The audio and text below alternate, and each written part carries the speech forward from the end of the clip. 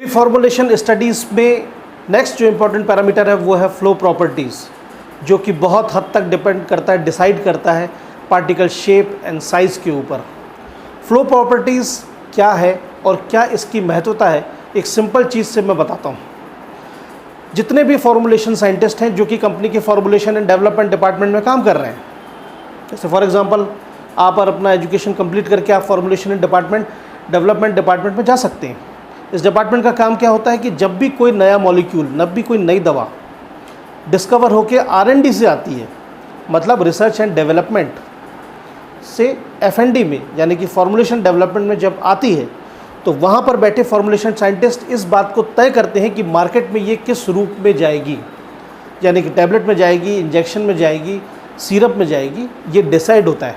जैसे for example आपने जो ड्रग्स, जो मेडिसिन से आप फैमिलियर होंगे, उनको आपने मार्केट में देखा होगा।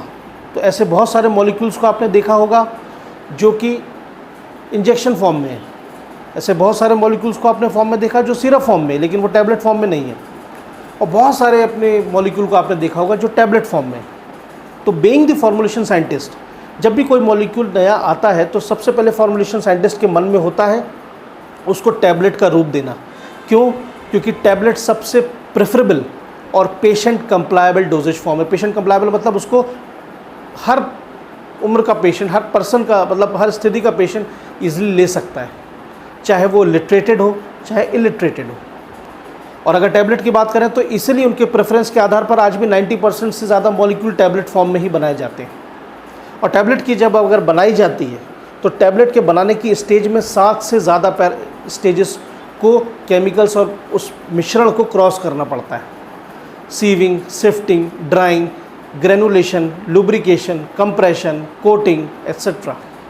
इतने तरह की जब वो स्टेज से वो पाउडर का मिश्रण, यानी कि lubricant, binder, granulating agent, diluent etcetera, इन सारी चीज़ों का जो मिश्रण होता है उसे इन 7 स्टेप्स में कई जगह से मशीन के थ्रू पास होना पड़ता है।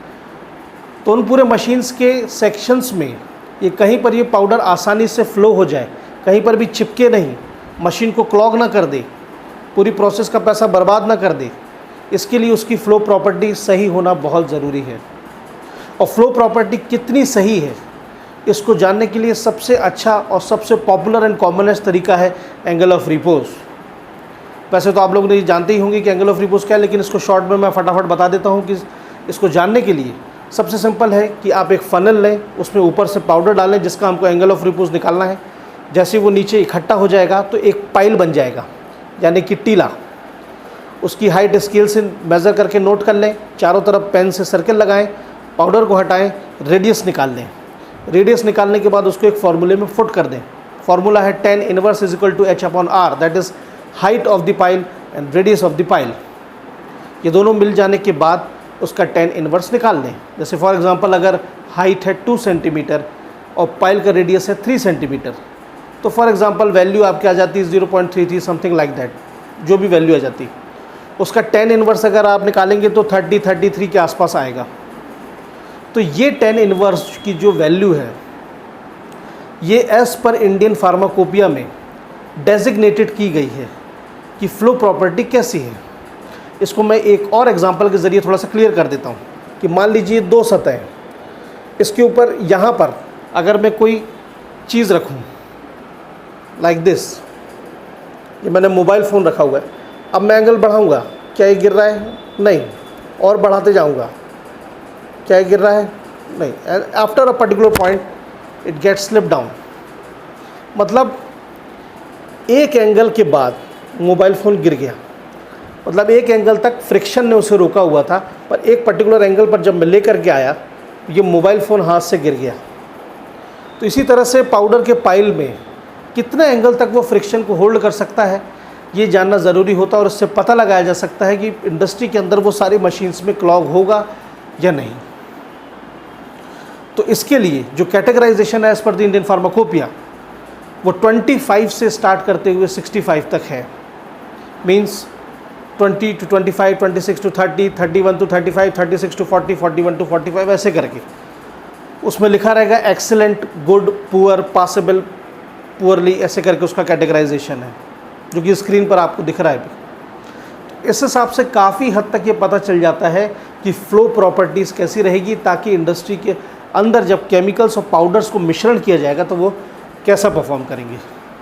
इस वीडियो को एंड करूँगा एक छोटी सी इंपॉर्टेंट बात के साथ जो कि मोटिवेशनल होगी। वो ये कि 1992 में शाहरुख खान एंड नसरुद्दीन शाह स्टारर एक फिल्म आई थी चमत्कार, जिसमें कि नसरुद्दीन शाह काफ़ी बुरे काम करते हैं और जिसका उन्हें फल भी मिलता है, लेकिन भगवान उन्हें चांस देता है वापस आत्मा के रूप में धरती पर आने का।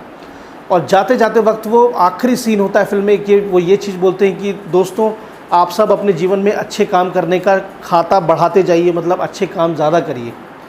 तो इसी मैसेज के ज़रिए मैं आप लोगों से एक निवेदन करूंगा कि आजकल डिजिटल मीडिया, सोशल मीडिया का बहुत ज़माना है और बहुत जल्दी किसी भी मुद्दे को लेकर, चाहे वो कास्टिज़म को लेकर हो, रंग को लेकर हो, चाहे कैटेगरी यानी कि आरक्षण को लेकर हो, कुछ भी हो, पॉलिटिकल हो, कुछ भी हो सकता है, या कोई भी इशू को लेकर हो, बहुत जल्दी हम हेट्रेड और बुलिंग में के जाल में फंस जाते हैं।